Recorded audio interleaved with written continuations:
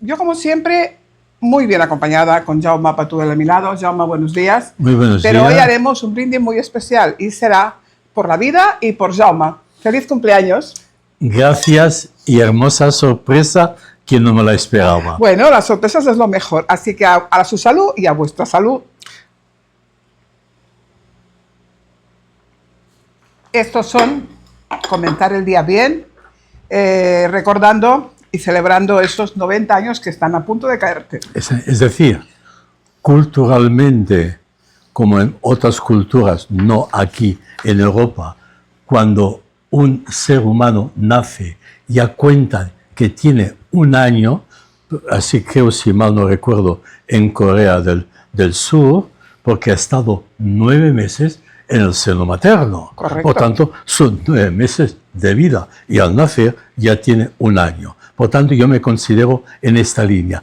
Pero administrativamente, que es lo que consta en el DNI, en este documento nacional de identidad, que ya nos ficha desde el momento primero, y si junto con el DNI vas a la caja y eres súbdito del mundo neoliberal, porque te abren una libreta, el 25 de julio, a la 1:25, di mi salida oficial a los 90 años. Muy bien. Digo esto porque me llamo Jaime, por haber nacido el día de San Jaime, ya que nací en tierra de Argelia. Hoy mi pueblo se llama Ain Beniain, el origen del 1800 hasta el 1830, y en el 1830 le cambian el nombre por Guioville, por el militar que conquistó aquella o se apoderó de aquel pueblo, Eugène Guillot. Bueno, esto es el motivo. Por tanto, gracias, inesperada y muy contento de mi entrada a la década de los 90. El 90. Pero este San Jaime en Argelia se celebra. No, bueno, como en el pueblo mío había parroquia, había todo, el ambiente era católico, Vale. y la liturgia era la católica. Por tanto, el 25 de julio, y más mis padres, recordando que es el 25 de julio el patrón Santiago, me pusieron el nombre de Jaime. Pues muy bien, bonito nombre.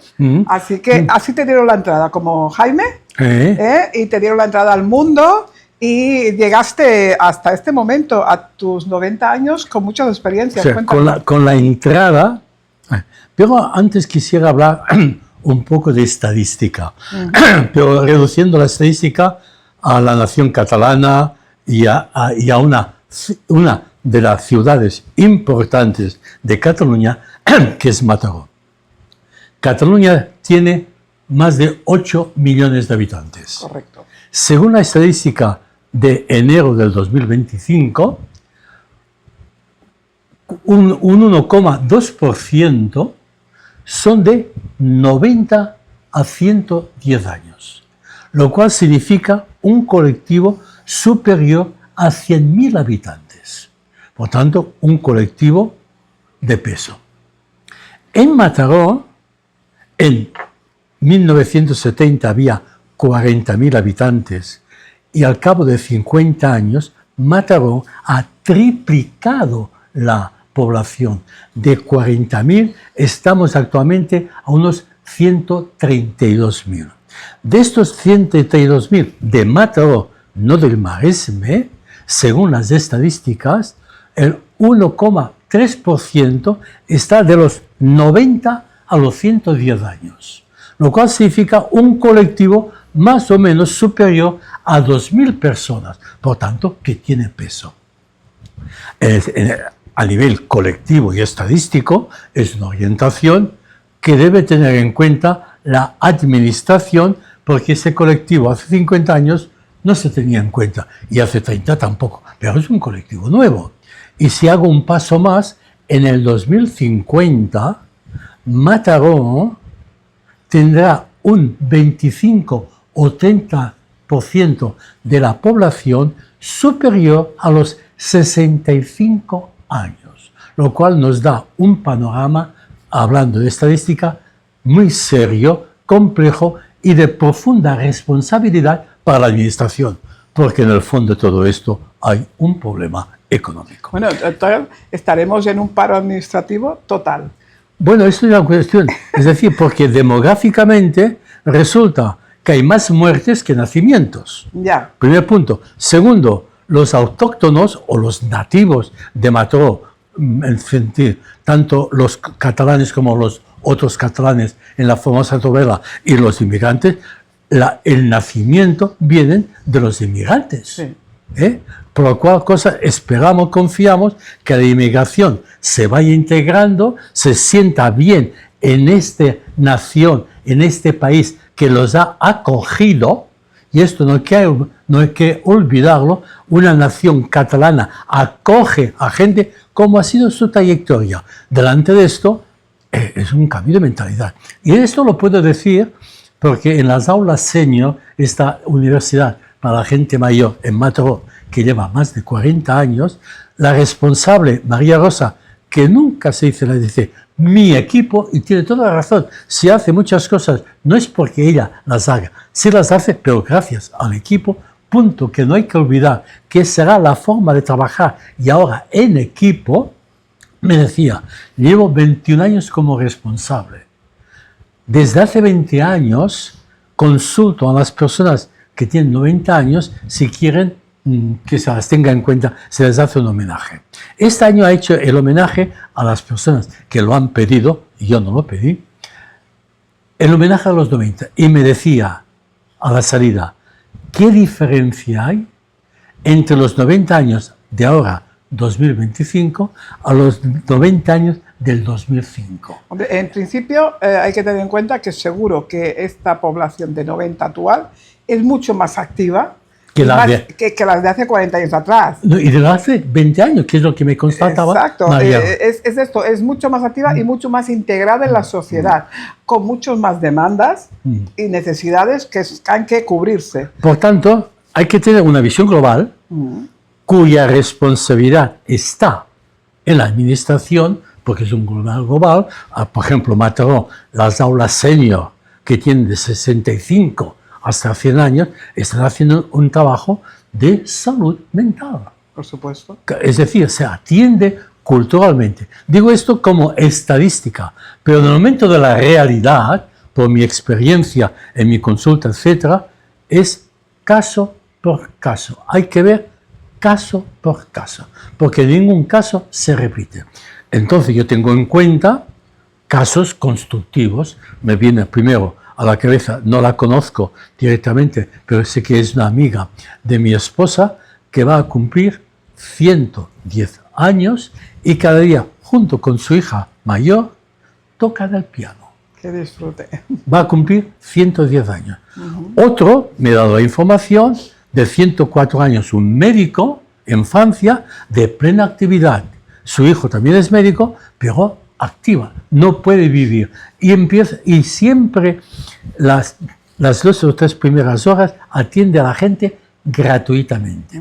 Después hay un intelectual francés, que es el que me inspiró el libro que ya presentaremos más tarde, cuyo título es Brujo de Territorio, Edgar Morin, de fama internacional, que a sus 104 años que hace ahora, acaba de publicar el año pasado un libro que se titula Caminando hacia el misterio.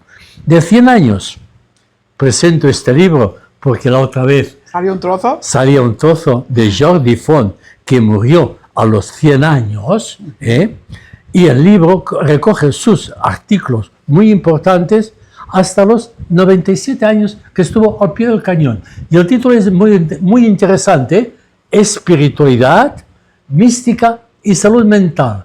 Y subtítulo, Vivir de forma autónoma, solidaria y gozosa. Es decir, que la salud mental entra y está entrando de pleno la salud mental, pero a nivel estadístico o de administración aún es una cenicienta.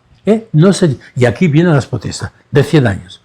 De 95 años estoy pensando en Clinton Eastwood, el director y actor de cine, que en el 1966 hizo El bueno, el feo y el malo. Y últimamente tiene películas buenas. De 93, un colega mío que aún está produciendo intelectualmente. Claro, al hablar de estas personas, no las pongo como modelo, porque sería engañar. Son personas afortunadas, porque el colectivo más bien, en casos, hay el extremo de aquella hija, hablo de Mataró del 2025, que está reclamando una ayuda autónoma para su padre de 90 años y que no la atienden.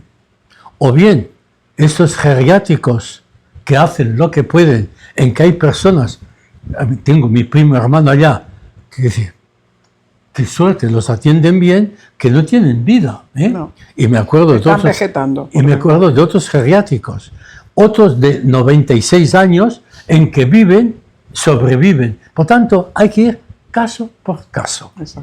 Y aquellas personas de 90 a 100 años que no pueden hacer nada solas. Es decir, cuando yo tengo una persona delante, no la debo etiquetar ni estigmatizar. Y eso lo hizo una doctora francesa en un artículo de hace 15 días, el gran daño de la etiqueta del diagnóstico por la estigmación social, sobre todo en salud mental. Sí, sí. Nadie debería ser etiquetado. Pero esa etiqueta va a llevar que al decir que tienes, bueno, ya en las mujeres, a los 70 no te necesitamos revisiones ginecológicas en 3 años, por ejemplo, porque ya tienes 70. Cuando tengas 80 te van poniendo cada vez más barreras de atenciones que según la sociedad médica, bueno, con que falta mucho, necesitan muchos recursos y no tienen, pues van quitando a los más mayores del camino. Bien, y entonces, es un problema. Y entonces esto es un problema que la administración debe... Aunque yo soy gran y profundo partidario de la eutanasia existencial, que no hay ninguna ley aún, ahora cuando hablamos de eutanasia es en el ámbito médico, ya hemos hablado de este tema, es un punto a tener en cuenta, porque muchos de forma indirecta dicen, Señor, a ver si mañana ya estoy contigo. Señor, ¿qué hago en esta vida? Exacto. Señor, llévame cuanto... Son expresiones religiosas que son muy significativas. Digo esto porque la administración tiene una grave responsabilidad. Y digo caso por caso por esta médica, porque no podemos estigmatizar ninguna persona, porque ninguna persona está hecha de una vez para siempre. Se está haciendo continuamente. Deja de hacerse biológicamente cuando hay la muerte biológica. De aquí mi lema, el proceso de madurez integral. Es todo un camino de niveles de conciencia. Por tanto, y me viene bien al caso, que ¿quién debe hablar de 90 a 110 años? No son los psicólogos de 50 años, ni menos los de 30, ni las médicas, buenas médicas de 50 años, sino las que están viviendo. Y aquí hay un matrimonio psicoanalítico, el matrimonio Erickson, que escribió un libro del ciclo vital, que ella murió a los 94 años y él a los 91, están haciendo todo un ciclo vital a partir de su propia experiencia. Experiencia, que es la más auténtica, ¿no? Y entonces solamente cito la primera y la última etapa, porque son 8 etapas. La primera etapa habla de la confianza contra la desconfianza. Esta confianza básica, primordial, sensitiva y biológica, no solamente emotiva, es la que da un fundamento para ir creciendo y madurando. Esto hay que tener muy en cuenta, la salud mental y la salud física. Y la última etapa, y a partir de la confianza contra la desconfianza, es lógica la última etapa. Regeneración, creatividad contra desespero. A la edad de 90, 110 años, cada uno vivirá con el gran y máximo respeto según ha vivido. Cuanto más consciente sea de su vida, tal vez viva mejor. No siempre es así. Bueno, pero bueno, lo intentas. Yo tengo un íntimo amigo que murió a los 96 años, un excursionista que va solo, y estuvo los 10 últimos años sin poder caminar a raíz de las rodillas, pero con una cabeza clarísima. Digo esto porque es caso por caso, sin estigmatizar a nadie.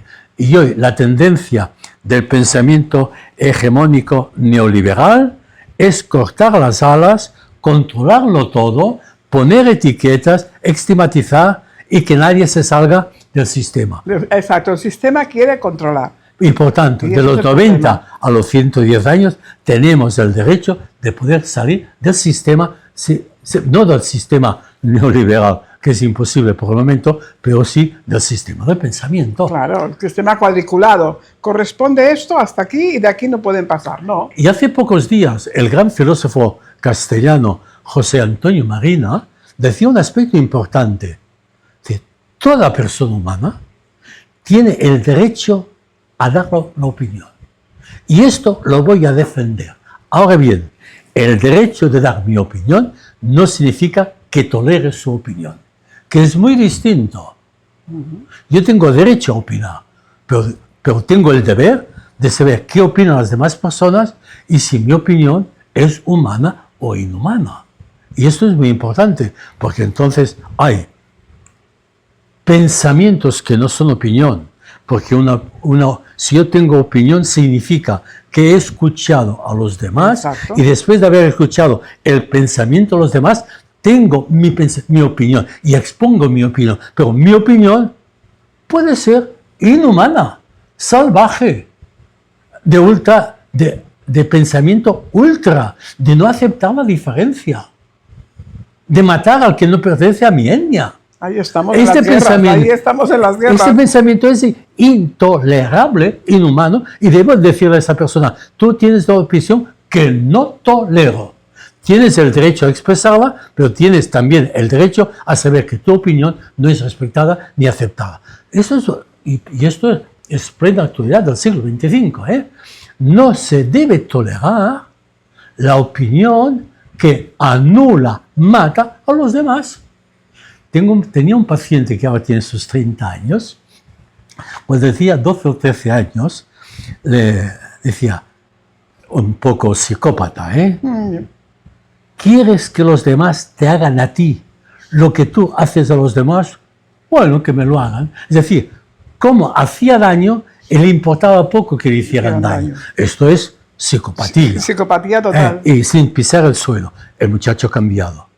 ¿Para mejor o para peor? No, mucho mejor, según datos de su madre de hace un mes. Mucho mejor. Vale. Ama, un chico responsable. ¿Qué edad tiene ahora? 32 años. Vale. Yo lo conocí cuando tenía 12 o 13. Bueno, un gran trabajo. Digo esto porque el crecimiento madurativo lleva de la confianza a la autonomía, a la identidad, al respeto al otro. Si no hay esta madurez, estamos estancados en etapas arcaicas o primitivas. Y hoy vuelve a predominar una etapa mágica y mítica. La intolerancia al que no piensa y siente como yo. Claro, entonces esto hay que irlo trabajando. Todo esto venía a este médico que no hay que poner. Por tanto, de 90 a 110 años, hay que escuchar uno por uno, sin estigmas, sin etiquetas, sí comprendiéndolo. Y esto es, yo por tanto, yo he puesto los casos activos, constructivos. No voy a hablar, porque no es el momento de cómo cuidar a una persona autónoma, cómo cuidar a una persona dependiente. No es el tema de hoy. El tema de hoy es celebrar los 90. La entrada a la década de los 90. Sí. Por eso yo personalmente doy mucha importancia si voy a llegar a los 95. Hombre, si yo te espero, hemos quedado en acuerdo. Sí, a los 95 va a ser una... ¿Por qué? Porque va a ser ya en los últimos momentos de respirar y aceptar que la muerte biológica es una condición inherente para vivir bien. Es decir, si yo me niego que voy a morir, si yo tengo miedo a la muerte, me estoy matando en vida. Me estoy matando en vida. Claro. La muerte biológica pertenece al proceso de madurez.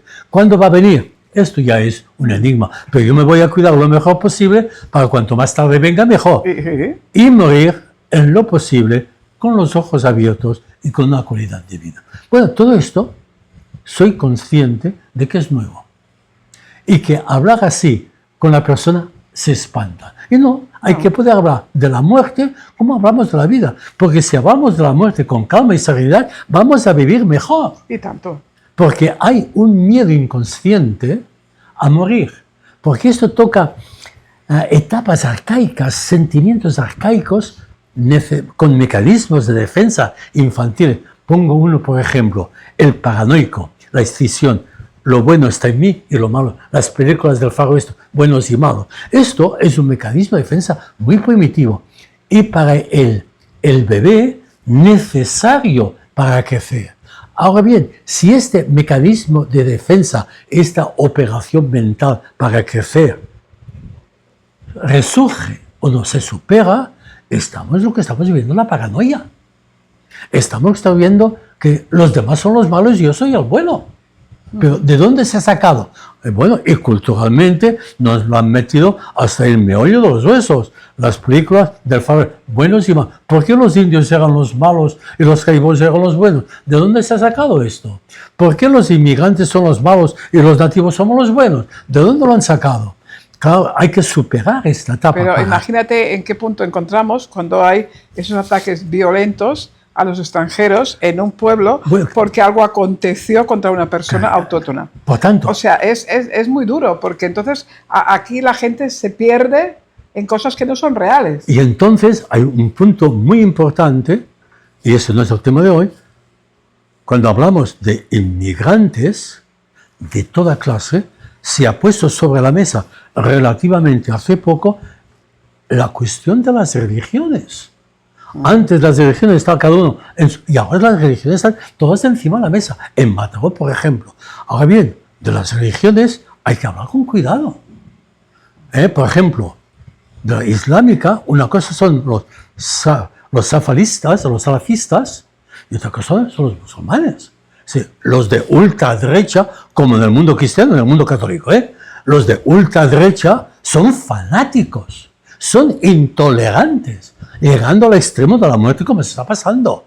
Por tanto, otra cosa, de aquí ante un accidente así, no se puede hablar a las primeras y generalizar. Hay que saber analizar. ¿Cómo ha pasado? ¿Cómo ha pasado? Y entonces te das cuenta, analizando a fondo, una manipulación política P minúscula, que dices, ¿qué está pasando aquí?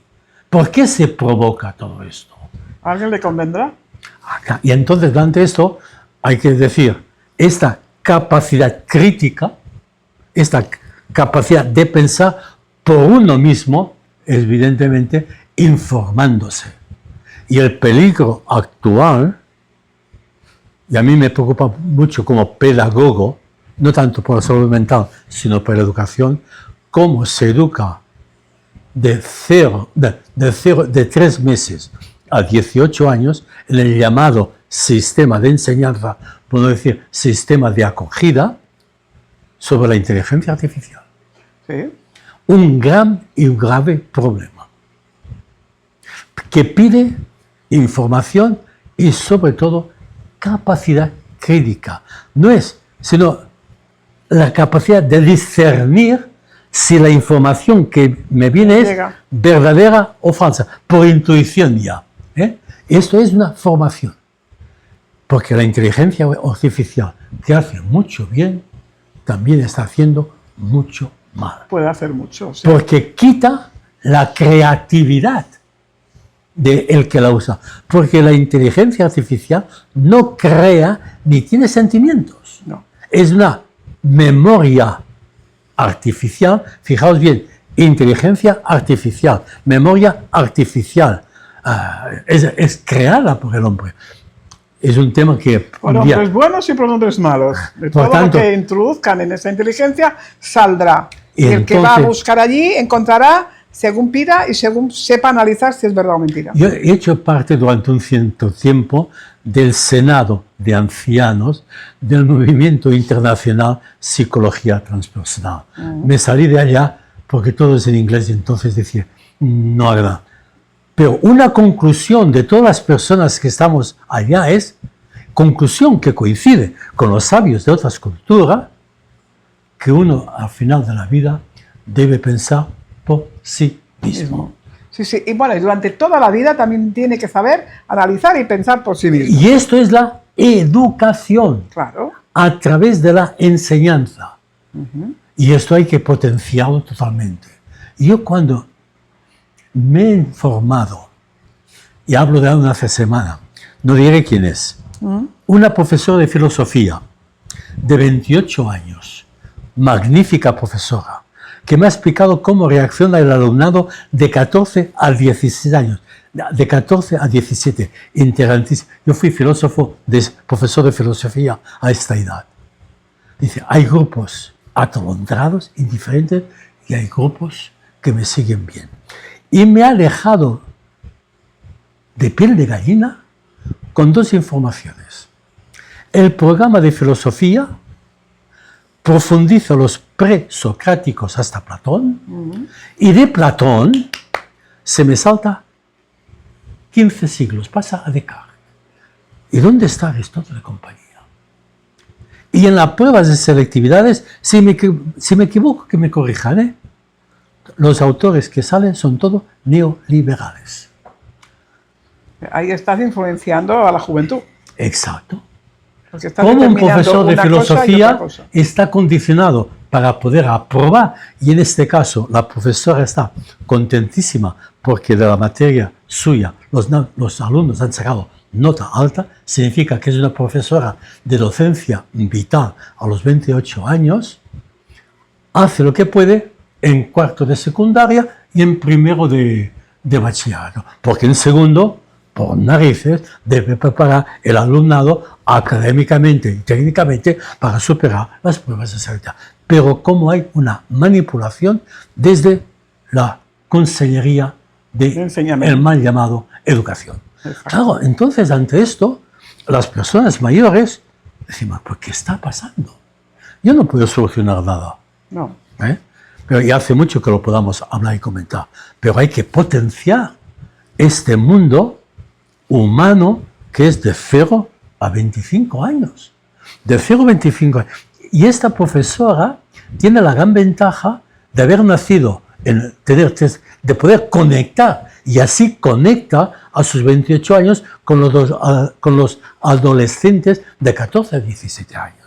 Esto que lo pueda yo constatar en una conversación con un buen café una tarde, me deja tranquilo, porque la inquietud que nosotros hemos arrastrado a lo largo de 70 años, ha llegado hasta aquí. Ves que se continúa. Claro, y entonces es la gran lucha del pensamiento hegemónico, control, no pensar diferente al sistema, no ser disidentes culturales. Esto pide que haya grupos, profesores, no antisistema, sino anticulturales, contra lo que se llama el valor cultural. Es decir, hay que luchar contra estos falsos valores culturales, no falsos, reducidos valores culturales como totales. Entonces hay que llevar una... Y entonces contemplo cómo grupos de personas de 30, 40 años, concretamente esta misma mañana tenía el extra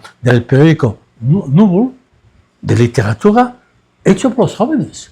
Y la cantidad de revistas que contemplé con esta persona joven, profesora de filosofía, en nuestra librería del Maresme, en esta pluralidad. Por tanto, hay que informarse. Y para informarse hay dos caminos. Coger el bastoncito, si es preciso, ir a la librería, o que estas revistas te lleguen a ti. Que es lo que yo he hecho. Claro. Y yo lo he hecho a mis años, ya no, aún ahora, con unas cuantas, recibo las revistas a casa, porque no tengo tiempo de buscarla. Por tanto, de los 90 a los 110 años, caso por caso, y hay muchas personas que pueden activar. Yo entro a la década de los 90 y me echo mi propósito. Por tanto, acompañando a mi esposa, que relativamente es joven, cosa que es un gozo para mí, la presencia de mis hijos, que ya pertenecen a la generación del 25 a los 50, mis amistades, con la comida compartida, mis lecturas, mis artículos, y cuidando mi salud. Eso mejor. Y un buen café. Y un buen café. Ahí estamos, y una buena compañía. Y una buena compañía. Por tanto, la entrada a la década de los 90 es caso por caso. Y no me pongo como modelo. Mis circunstancias me han llevado. Te han llevado. a estar, sobre todo, lo más importante para llegar bien es el poder movernos, el poder caminar y el poder pensar cada día y analizar y leerse el periódico y buscar información, pero información para poder contrastar y sacar conclusiones, estar activos mentalmente. Y entonces los médicos, cada médico tiene su receta. ¿Qué puede hacer usted? Ciertamente caminar, básicamente dormir bien. También es muy importante. No hartarte en la comida, sino poco y bien. Exacto. Culturalmente, es decir, y haciendo aquello que debes hacer. Además, hay aspectos genéticos. Genéticamente, la parte de mi madre es de mayor, mi padre también. Tengo un hermano de 96 años con un buen físico y una buena cabeza clara. Por tanto, hay otros no serán así. Importante. ¿De dónde viene, no? O sea, ¿de dónde Por viene tanto, somos afortunados, no privilegiados. No, afortunados. Somos afortunados, hemos de corresponder a ser responsables, en lo que no quita que de los 90 pueda dedicarme cada día a mis propios gozos personales. De 90 a 110 años, con buena salud, es un regalo para vivir, para gozar, como Edgar Morin o este médico, como Clinton Eastwood. Por decir, son casos excepcionales. Y el caso excepcional no es un modelo pedagógico. No. Eso lo dejo muy claro. Pero hay que aprovechar y hay que cultivarse y dedicarse el tiempo necesario para estar a gusto con uno mismo. Estos centros cívicos de gente mayor es una maravilla para la salud mental. Claro.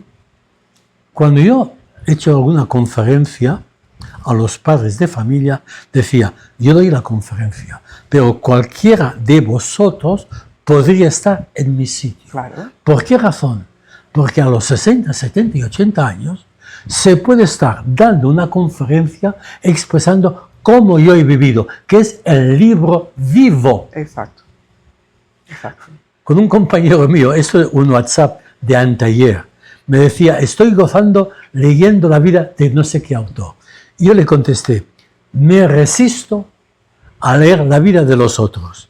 Prefiero gozar leyendo mi vida, contemplando un panorama, con una taza de café, con los ojos abiertos, y si los fiero por dejar de respirar, sé que continúo viviendo.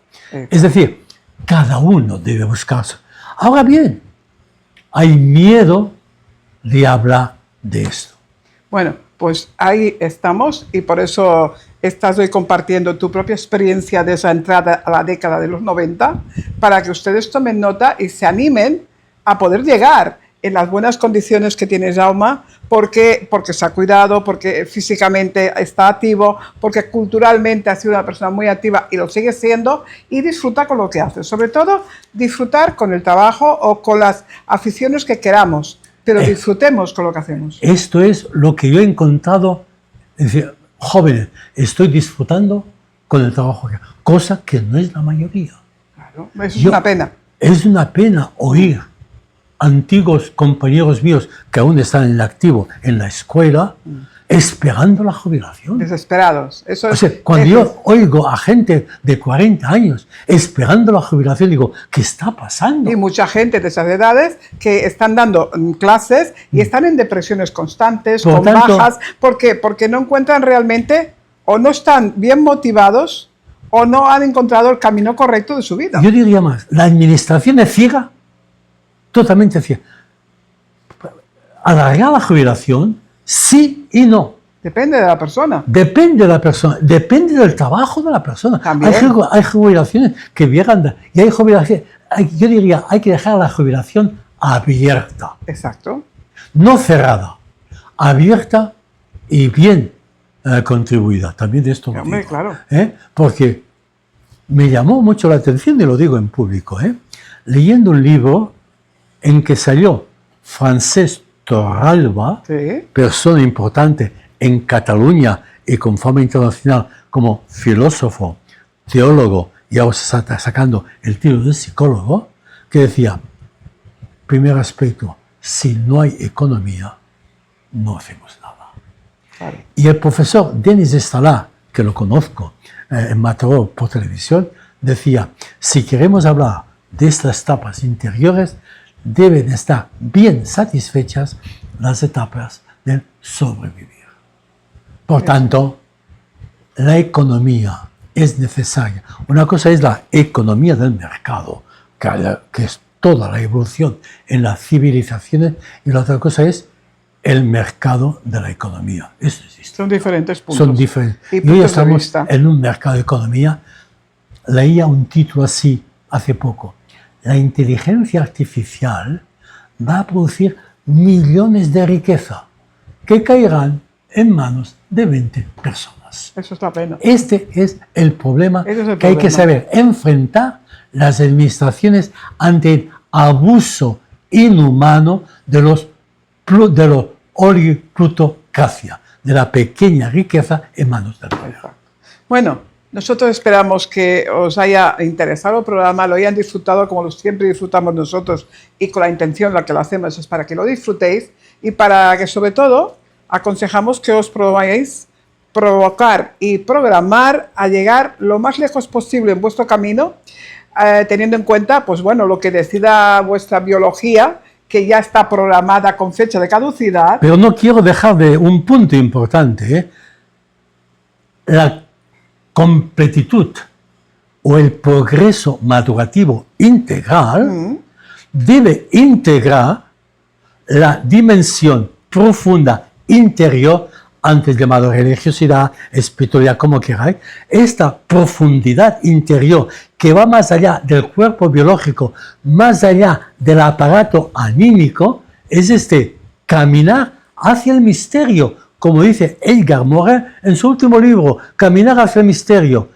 No nos podemos reducir ni al cuerpo, ni a la mente, ni a la razón. Somos algo más que toda esta realidad. Y esto no es ninguna creencia, no es ninguna teoría, es parte de la sensitividad profunda del ser humano. Si no se tiene en cuenta esto, que la expresión es múltiple en el arte, en la belleza, en la poesía, en la música, no se llega a esa edad. Esto es un punto que marcha. Por esto, vuelvo a recordar este libro cuyo autor vivió 100 años. Bueno, pues nada, vivió 100 años. Jaume me ha prometido acompañarme lo máximo que pueda para estar con todos ustedes y para estar conmigo para que lo disfrutemos. Y un motivo de hacerlo es porque lo que estamos haciendo es un momento de placer. Por tanto, muy egoísta y sanamente egoísta, pero no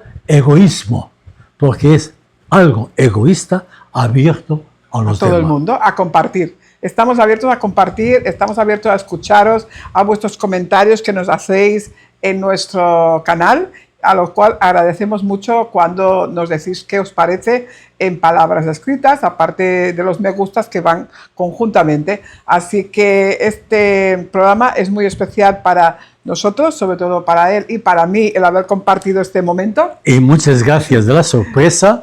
Bueno, es que me encantan, a mí me encantan estas cosas y espero que a la gente también le encante ese tono diferente y divertido que en el fondo es la vida. Tomar la parte más bonita y dejar lo demás aparte. Gracias por estar. Y que cada uno viva su momento presente como el único y el más importante, pero sabiendo que está abierto. Gracias por escucharme.